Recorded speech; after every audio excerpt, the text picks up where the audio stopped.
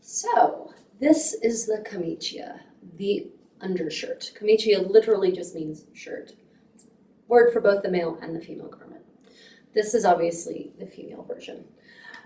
It's got wide sleeves so that there's plenty of room to puff out through the oversleeves in an attractive, alluring fashion. Imagine showing bra straps, for instance, or even bra cups. It is made of a white linen, and this is on purpose. All undergarments in this period are made of white linen because you can launder the hell out of it. You don't have to worry about color leaching out. You don't have to worry about the damage you might do to the actual color itself and the pattern of it. So white linen, the way to go. Also, linen is actually superior to cotton in many ways. It's actually hardier and it breathes a lot better. So it whisks the heat and the moisture away from your body and allows it to evaporate, thereby leading to evaporative cold. So you can see it's gathered around the neckline into a linen band. It is pleated, in fact, specifically this is teeny tiny cartridge pleats. And this particular garment goes down to the mid-calf, a little bit longer. And me, I prefer garments to be slightly longer. It is higher in the back than it is in the front. This allows it to sit and not slide around. So that is the camicia.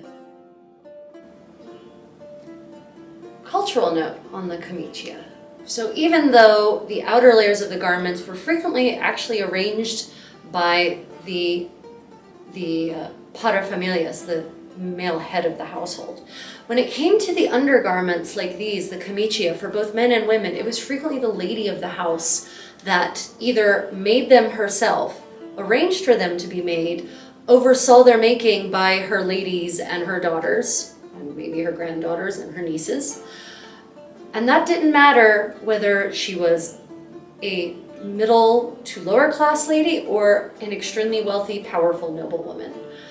In Italy, at any rate, and this applies to seemingly all of the city-states, it was the lady's role to manage the creation and maintenance of these undergarments. So the undergarments, which I'm not going to show you on me, but I will show you what they look like. For ladies, it's actually, until very recently, it was very hard to know what they were because they don't even make an appearance in the inventories, possibly because it wasn't worth mentioning a little piece of linen as having any sort of value.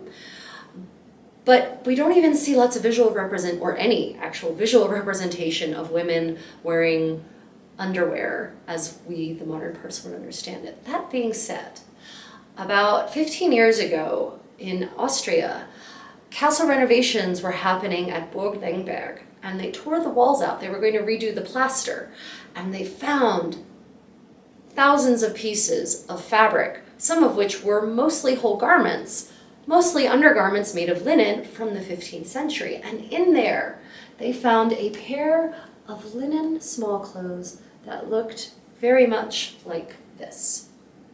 Tied on the side, smaller in the front, more narrow in the front than in the back, made of linen.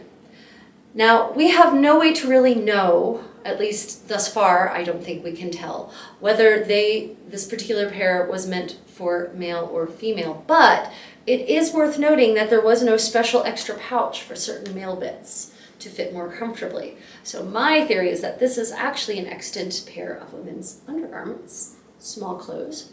And I have therefore made several pair of these. And they're very handy. Like I said, they tie on both sides, all linen, very cool and breathable, very adjustable. So that's been your small clothes. The next layer in under things, stockings. Now stockings in Florentine Italian can be called calze or calcetti, but there seems to be a linguistic difference between those two. One seems to be socks, as we understand socks perhaps, and the other is stockings, something that goes up to and over your knee. Perhaps one wore socks underneath the stockings to preserve the feet of the stockings, as I wear through the feet of my stockings with remarkable ease. Could be. These are made from silk. They're knit. And this, of course, makes them more expensive because knitting requires actually a bit more material than just weaving flat fabric. Materials are highly expensive. So silk knit stockings are a luxury item for certain. A well-to-do lady might have several pair in her collection, but certainly not the lower classes. Knitting actually came to Europe via Moorish Spain, the kingdoms there that were ruled by the Arabs from the 8th century through to the 15th century. And that skill set actually then spread through the Mediterranean and up into France, all the way up into Paris, where in the early 16th century, the Knitters Guild is actually one of the top 6 guilds of the city. So a highly established art form, or artisanal form, and one that was highly prized by the well-to-do. In fact, there's some apocryphal tale about Elizabeth I of England crying in pleasure after having tried on a pair of Spanish silk stockings that she could never go back to linen stockings again. So that brings us to the alternate version, which is cut linen stockings. So this is just black linen. They're footed. As you can see, it doesn't shape particularly well to the foot. A little bit of shaping from a bias cut, and we know we have actual extant linen and silk cut stockings, and they are definitely cut on the bias to achieve some kind of clinging stretch. Still, nowhere near as comfortable, especially when you actually put shoes on, because the seams in this stocking definitely create extra bulk. So the Contessa, of course, wears silk stockings that are knit by knitters in Florence.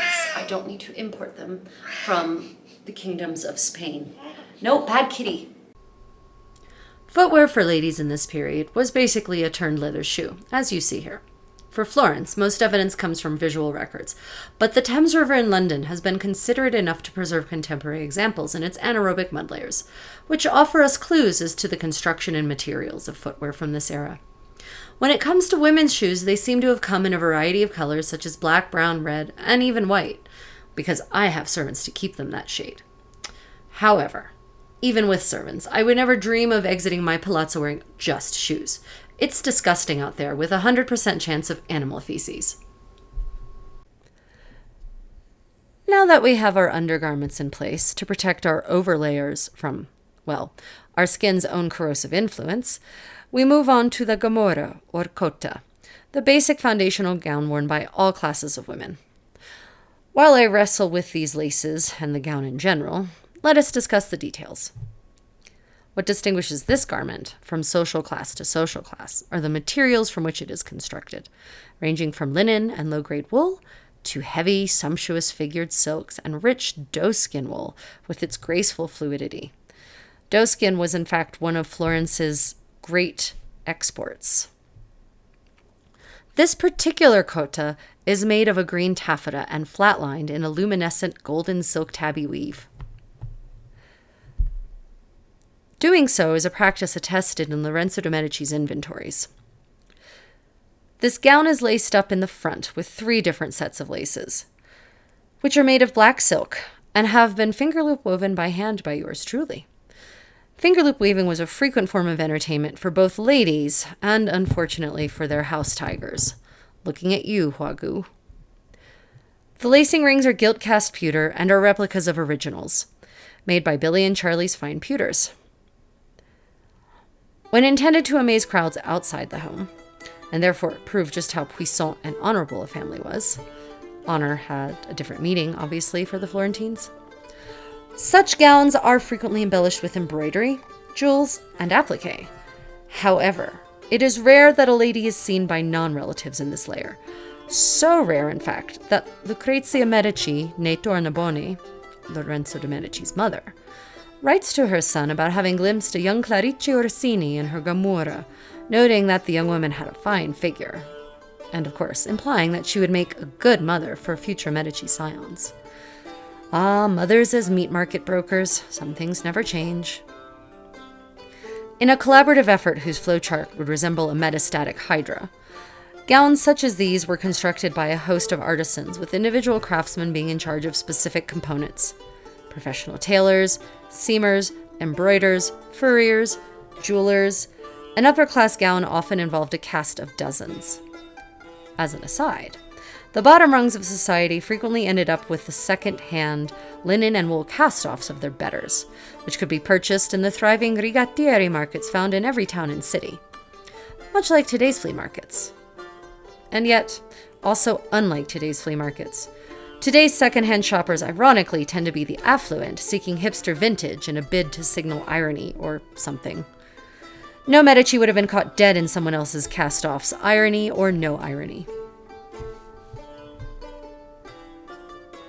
Well, now that that ordeal is done, we still have the sleeves, which is actually, honestly, the hardest part. So I'm going to require some assistance for this, obviously. Now on to the sleeves. The sleeves' complex set of lacings require the assistance of a dame d'honneur. But in these times of plague, the resident condottiero shall just have to do. Thankfully, I've trained him. Although generally of the same shape, sleeves can feature a variety of openings and slits intended to reveal the snow white of the camicia underneath. A risque display of the most intimate layer of clothing. Oh my. Often, the left sleeve is decorated with ornate embroidery representing the arms of the house and labeling its wearer as a member thereof. Clothing branding is nothing new, except I think it was possibly more tasteful back then. And probably less commercial. Maybe less commercial. Meat market, it was commercial. Now, back to business. Sometimes the sleeves might be detachable and affixed by means of laces or pins, while others are simply detached from one dress and whip-stitched onto another by nimble fingers. When one has a host of servants, such labor is no inconvenience to the lady being dressed. As an aside, I currently have no such ladies' maids in residence, sadly. Sad, sad Contessa. You can see up close as my condottiero deftly does up my ties, utilizing a knot that some people call an arming knot. It's basically an overhand knot that can be easily undone by simply pulling on those little metal egglets that are dangling there so alluringly.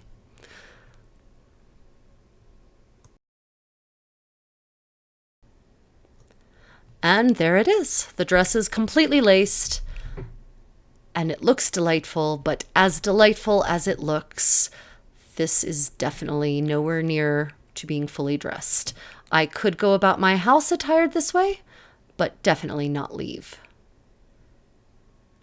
Next layer coming up, and here's a close-up of the gorgeous embroidery that I fashioned myself. No vanity here.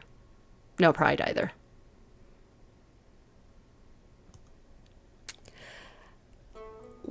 When participating in a formal occasion or exposing herself in a public place, a lady should never be seen in her bare gamurra. I mean, would you leave the house and just... Oh, okay, well, there seems to be no real modern equivalent here, with modern fashion having been pared down to single layers that barely cover anything in some cases. Anywho, there are several options for opulent overgarments to prevent people from mistaking you for a servant wearing your mistress's cast-offs. These overgowns can also be embellished with expensive and extensive embroidery, applique, and jewels. There is one instance of a young bride being so laden down with bejeweled fabrics that she had to be carried to the church porch for the ceremony, and presumably carried away again. Funny, the chronicler did not mention what happened to her after that. There's social commentary in there somewhere. Anyhow, this particular cioppa is constructed of silk damask, a very common choice of fabrics for Florentine ladies of a certain status, intended to bolster the onore of her family. Again, honor definitely meant something different back then. As an interesting side note, mourning garments were becoming increasingly risque amongst Florentine ladies, as laws had been passed to enforce raised necklines and minimize the amount of embellishment allowed. Apparently, my fellow Florentines were utilizing their mourning garments as a form of advertisement as to their sudden availability. So this particular cioppa laces closed in a spiral style lacing, and it does require some fiddling as one works one's way up. That is also the nature of hand-woven finger loop weaving. It has a sort of natural elasticity to it, which means the lace lengthens actually as you tug along and make progress. Possibly it might be easier for a lady in waiting to do this. See comment about sad Contessa not having any ladies in waiting in residence.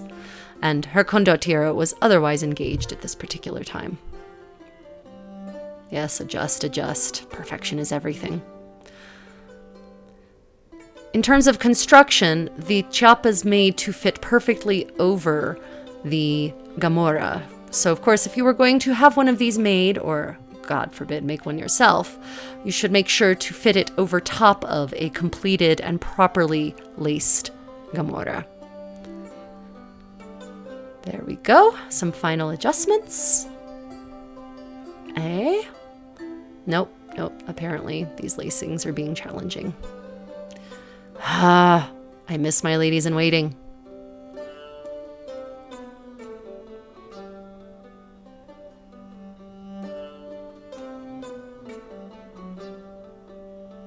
And done. Oh, hair. Hair. We must do something about the hair. That will be the next step. But not a bad look.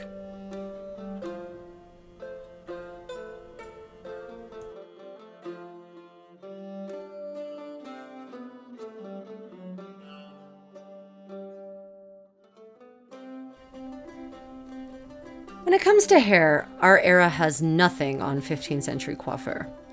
This was an era during which hairstyles started imitating the classical sculptures and cameos that were collected with such ardor. The Medici seem to have been grade A hoarders, if one reads their inventories. That being said, they did have a huge palazzo, so fair is fair. Anywho, this particular look involves separating the front part of the hair into a facial frame and curling that is necessary, possibly using rags to create the curls. My hair just needs water and scrunching. The rest is then pulled back into a ponytail or a spiral bun laced to the back of the head with a ribbon. In this case, we're going to be using a finger loop woven lace known as a broad 5 lace.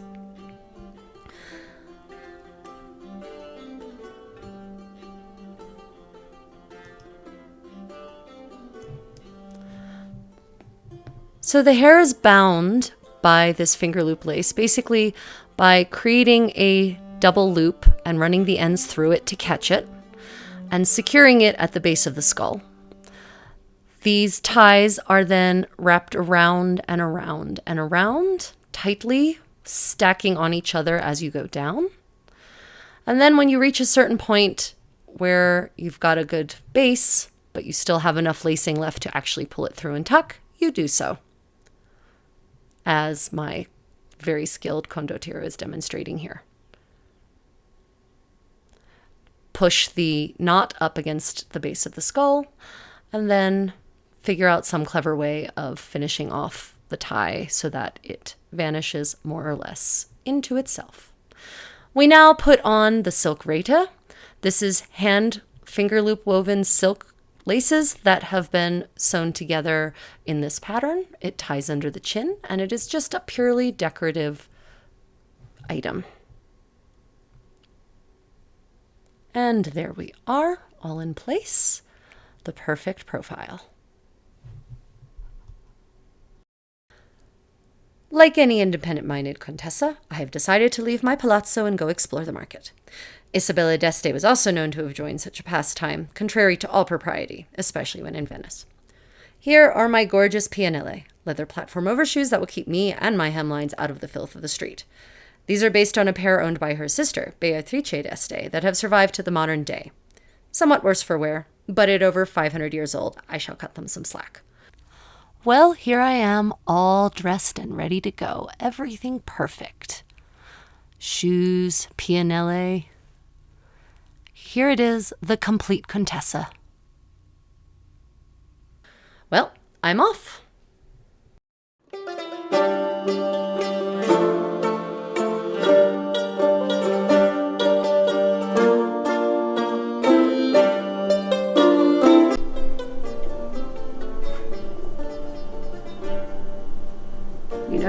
supposed to be on the table, right? I think you know that.